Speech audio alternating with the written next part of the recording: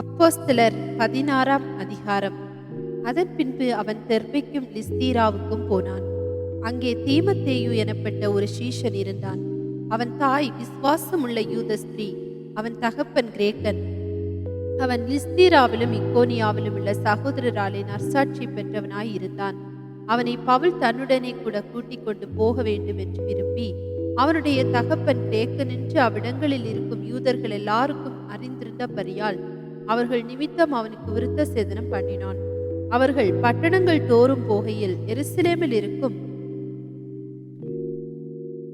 அப்போஸ்தலராலும் மூப்பராலும் விதிக்கப்பட்ட சட்டங்களை கைக்கொள்ளும்படி அவர்களுக்கு ஒப்புவித்தார்கள். அதனாலே சபைகள் விசுவாசத்தில் ஸ்திரப்பட்டு நாளுக்கு நாள் பெருகின. அவர்கள் பிரிக்கியா கலாத்தியா நாடுகளை கடந்து போன போது ஆசியாவிலே வசனத்தை சொல்லாதபடிக்கு பரிசுத்த ஆவியினாலே தடை பண்ணப்பட்டு மீசியா தேசம் மட்டும் வந்து பித்தினியா நாட்டுக்கு போக பிரயத்தனம் பண்ணினார்கள். ஆவியானவரோ அவர்களை போக ஒட்டாதிருந்தார். அப்பொழுது அவர்கள் மீசியா பக்கமாய் போய் துரோவாவுக்கு வந்தார்கள். அங்கே ராத்திரியிலே பவுலுக்கு ஒரு தரிசனம் உண்டாயிற்று. அதென்னவெனில், மக்கதோனியா தேசத்தான் ஒருவன் வந்து நின்று, நீர் மக்கதோனியாவுக்கு வந்து எங்களுக்கு உதவி செய்ய வேண்டும் என்று தன்னை வேண்டிக் கொண்டதாக இருந்தது. அந்த தரிசனத்தை அவன் கண்டபோது அவர்களுக்கு சுவிசேஷத்தை அறிவிக்கும்படி கர்த்தர் எங்களை அழைத்தார் என்று நாங்கள் நிச்சயித்து கொண்டு உடனே மக்கெதோனியாவுக்கு புறப்பட்டு போக பிரயத்தனம் பண்ணி துரோவாவில் கப்பல் ஏறி சாமோத்திராக்கிய தீவுக்கும் மறுநாளிலே நெயபோலி பட்டணத்துக்கும் நேராய் ஓடி அங்கே இருந்து மக்கெதோனியா தேசத்து நாடுகளில் ஒன்றிற்கு தலைமையானதும் ரோமர் குடியேறினதுமான பிலிப்பி பட்டணத்துக்கு வந்து அந்த பட்டணத்திலே சில நாள் தங்கி இருந்தோம். ஓய்வு நாளில் நாங்கள் பட்டணத்துக்கு வெளியே போய் ஆற்றின் அருகே வழக்கமாய் ஜெபம் பண்ணுகிற இடத்தில் உட்கார்ந்து அங்கே கூடி வந்த ஸ்திரீகளுக்கு உபதேசித்தோம். அப்பொழுது தியாத்தீரா ஊராலும் இரத்தாம்பரம் விற்கிறவளும் தேவனை வணங்குகிறவர்களும் ஆகிய லீதியாள் என்னும் பேருள்ள ஒரு ஸ்திரீ கேட்டுக்கொண்டிருந்தாள்.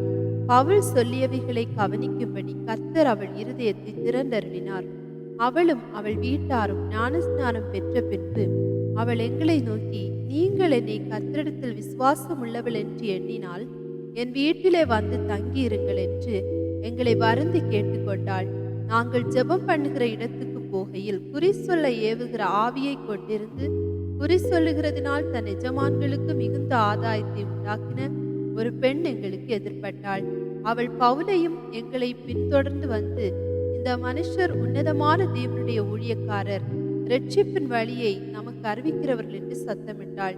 இப்படி அநேக நாள் செய்து கொண்டு வந்தாள். பவுல் சினம் கொண்டு திரும்பி பார்த்து, நீ இவளை விட்டு புறப்படும்படி இயேசு கிறிஸ்துவின் நாமத்தினாலே உனக்கு கட்டளையிடுகிறேன் என்று அந்த ஆவியுடனே சொன்னான். அந்நேரமே அது புறப்பட்டு போயிற்று. அவளுடைய எஜமான்கள் தங்கள் ஆதாயத்து நம்பிக்கை அற்று போயிற்றென்று கண்டு பவுலையும் சீலாவையும் பிடித்து சந்தை வெளியில் உள்ள அதிகாரிகளிடத்தில் இழுத்து கொண்டு போனார்கள். அவர்களை அதிகாரிகளிடத்தில் ஒப்புவித்து, யூதர்களாகிய இந்த மனுஷர் தம்முடைய பட்டணத்தில் கலகம் பண்ணி ரோமராகிய நாம் ஏற்றுக்கொள்ளவும் அனுசரிக்கவும் தகாத முறைமைகளை போதிக்கிறார்கள் என்றார்கள். அப்பொழுது ஜனங்கள் கூட்டங்கூடி அவர்களுக்கு விரோதமாய் எழுப்பினார்கள்.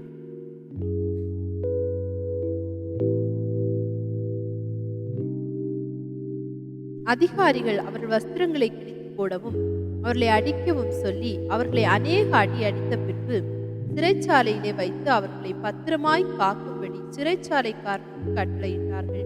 அவன் இப்படிப்பட்ட கட்டளையை பெற்று அவர்களை உட்காவல் அறையில் அடைத்து அவர்கள் கால்களை தொழுமரத்திலே மாட்டி வைத்தான். நடுராத்திரியிலே பவுலும் சீலாவும் ஜெபம் பண்ணி தேவனை துதித்து பாடினார்கள். காவலில் வைக்கப்பட்டவர்கள் அதை கேட்டு கொண்டிருந்தார்கள். சடுதியிலே சிறைச்சாலையின் அஸ்திபாரங்கள் அசையும்படியாக பூமி மிகவும் அதிர்ந்தது. உடனே கதவுகள் எல்லாம் திறவுண்டது. எல்லாருடைய கட்டுகளும் கலன்று போயிற்று.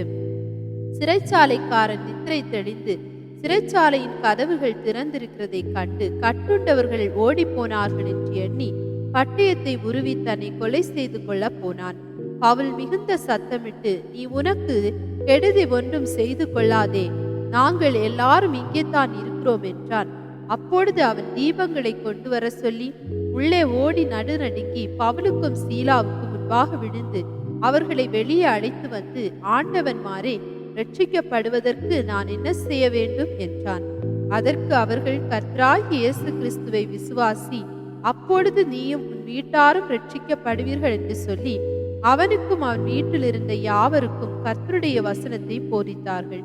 மேலும் ராத்திரியில் அந்நேரத்தில் தானே அவன் அவர்களை அழைத்து கொண்டு போய் அவர்களுடைய காயங்களை கழுவினான்.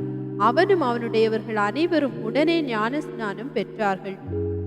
பின்பு அவன் அவர்களை தன் வீட்டிற்கு கூட்டிக் கொண்டு போய் அவர்களுக்கு போஜனம் கொடுத்து தன் வீட்டார் அனைவரோடும் கூட தேவரிடத்தில் விசுவாசம் உள்ளவனாகி மனமகிழ்ச்சியாயிருந்தான். பொழுது விடிந்த பின்பு அந்த மனுஷரை விட்டுவிடுங்கள் என்று சொல்ல அதிகாரிகள் சேவகர்களை அனுப்பினார்கள். சிறைச்சாலைக்காரன் பவுலுக்கு இந்த வார்த்தைகளை அறிவித்து, உங்களை விடுதலையாக்கும்படிக்கு அதிகாரிகள் கட்டளை அனுப்பினார்கள். ஆகையால் நீங்கள் இப்பொழுது புறப்பட்டு சமாதானத்துடனே போங்கள் என்றான். அதற்கு பவுல், ரோமராகிய எங்களை அவர்கள் நியாயம் விசாரியாமல் வெளியரங்கமாய் அடித்து சிறைச்சாலையிலே போட்டார்கள். இப்பொழுது இரகசியமாய் எங்களை விடுதலையாக்குகிறார்களோ? அப்படியல்ல, அவர்களே வந்து எங்களை வெளியே அழைத்து அனுப்பிவிடட்டும் என்றான். சேவகர் இந்த வார்த்தைகளை அதிகாரிகளுக்கு அறிவித்தார்கள். ரோமராய் இருக்கிறார்கள் என்று அவர்கள் கேட்டபொழுது பயந்து வந்து அவர்களுடனே தயவாய் பேசி அவர்களை வெளியே அழைத்து கொண்டு போய் பட்டணத்தை விட்டு புறப்பட்டு போகும்படி கேட்டுக்கொண்டார்கள். அந்தபடி அவர்கள் சிறைச்சாலையில் இருந்து புறப்பட்டு லீதியாளிடத்திற்கு போய் சகோதரரை கண்டு அவர்களுக்கு ஆறுதல் சொல்லி போய்விட்டார்கள். அப்போஸ்தலர் 17ஆம் அதிகாரம். அவர்கள் அம்பிப்போலி பட்டணத்தையும் அப்போலோனியோ பட்டணத்தையும் கடந்து தெசலோனிக்கே பட்டணத்துக்கு வந்தார்கள். அங்கே யூதருக்கு ஒரு ஜெப ஆலயம் இருந்தது.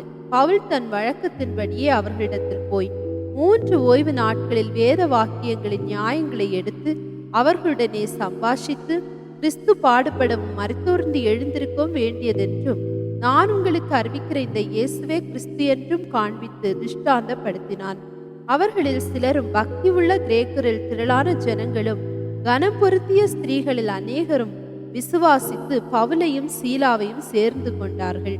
விசுவாசியாத யூதர்கள் வைராக்கியம் கொண்டு வீணராகிய சில பொல்லாதவர்களை சேர்த்து கொண்டு கூட்டம் கூடி பட்டணத்தில் அமளி உண்டாக்கி யாக்கோனுடைய வீட்டை வளைந்து கொண்டு அவர்களை பட்டணத்தாருக்கு முன்பாக இழுத்து கொண்டு வர வகை தேடினார்கள்.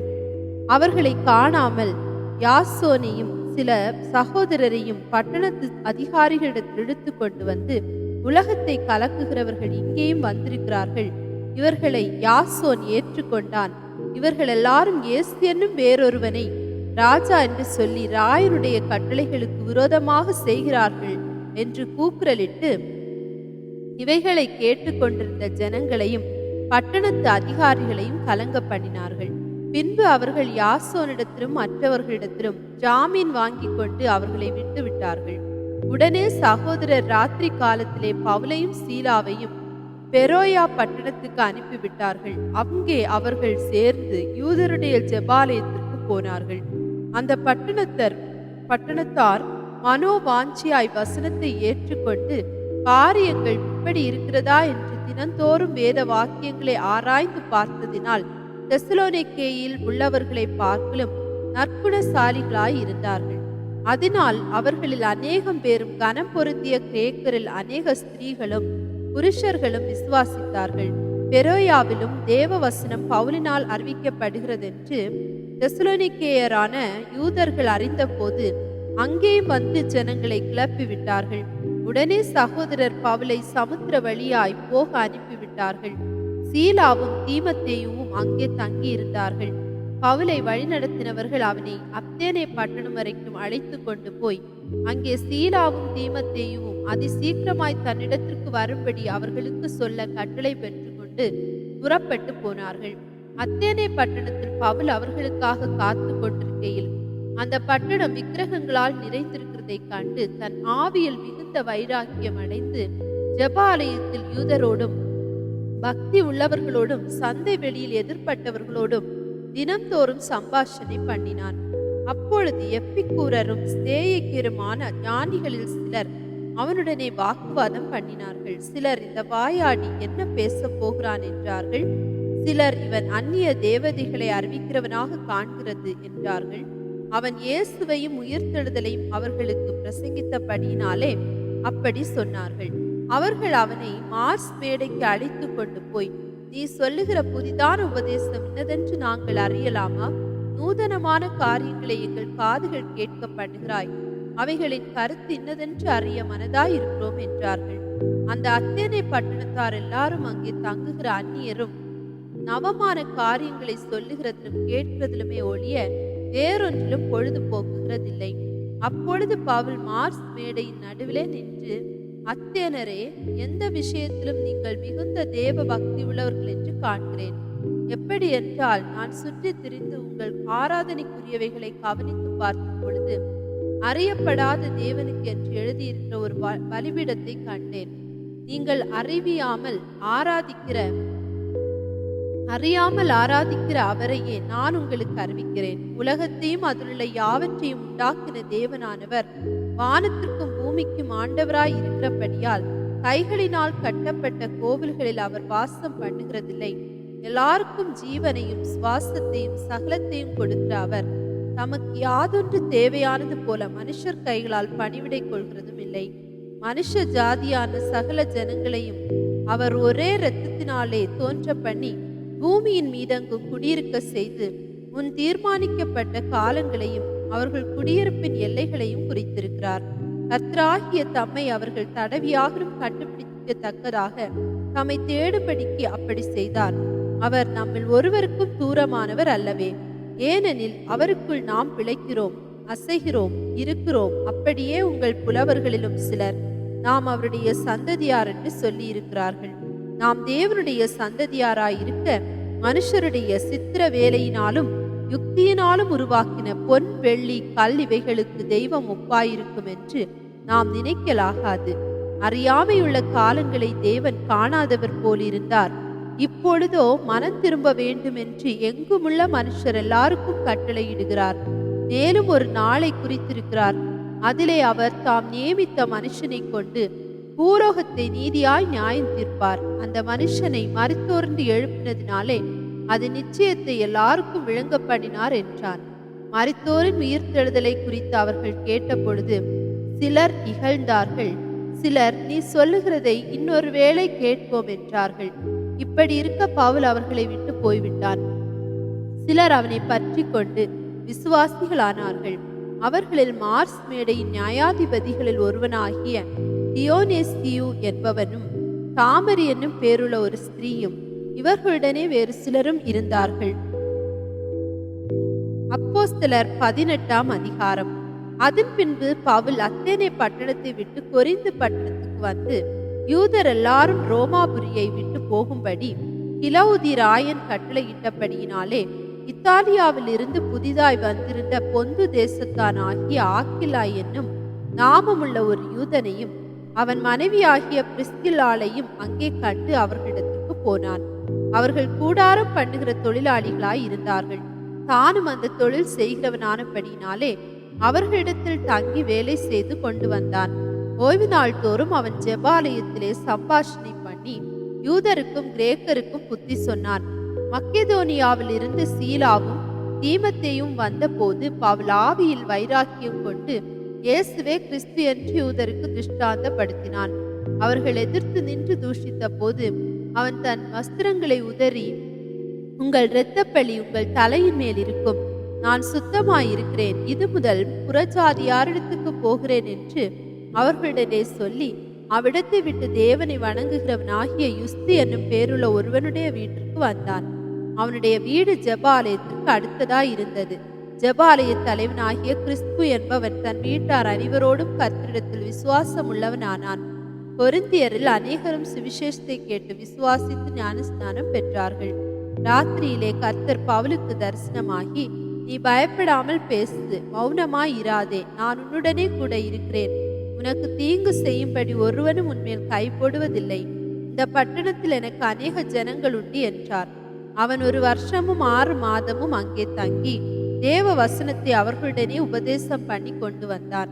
கல்லியோன் என்பவன் ஆகாயா நாட்டுக்கு அதிபதியான போது யூதர்கள் ஒருமனப்பட்டு பவுலுக்கு விரோதமாய் எழும்பி அவனை நியாயாஸ்தனத்துக்கு முன்பாக கொண்டு போய், இவன் வேற பிரமாணத்துக்கு விகற்பமாய் தேவனை சேவிக்கும்படி மனுஷருக்கு போதிக்கிறான் என்றார்கள்.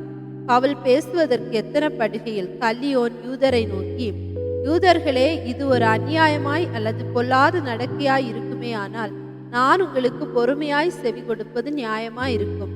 இது சொற்களுக்கும் நாமங்களுக்கும் உங்கள் வேரத்துக்கும் அடுத்த தர்க்கமானபடினாலே இப்படிப்பட்டவைகளை குறித்து விசாரணை செய்ய எனக்கு மனதில்லை. நீங்களே பார்த்து கொள்ளுங்கள் என்று சொல்லி அவர்களை நியாயாசனத்தினின்று துரத்திவிட்டான். அப்பொழுது கிரேக்கர் எல்லாரும் ஜெபாலய தலைவனாகிய சொஸ்தேனேயை பிடித்து நியாயாசனத்துக்கு முன்பாக அடித்தார்கள். இவைகளில் ஒன்றை குறித்தும் கல்லியோன் கவலைப்படவில்லை. பவுல் அநேக நாள் அங்கே தரித்திருந்த பின்பு சகோதரரிடத்தில் உத்தரவு பெற்றுக்கொண்டு தனக்கு ஒரு பிரார்த்தனை உண்டாயிருந்தபடியினால் கெங்கீரேயா பட்டணத்தில் தலை சவரம் பண்ணிக்கொண்டு சீரியா தேசத்துக்கு போக கப்பல் ஏறினான். பிரிஸ்கில்லாலும் ஆக்கிலாவும் அவனுடனே கூட போனார்கள். அவன் எபேசு பட்டணத்துக்கு வந்தபோது அங்கே அவர்களை விட்டு நீங்கி ஜெபாலயத்தில் பிரவேசித்து யூதருடனே சம்பாஷணை பண்ணினான்.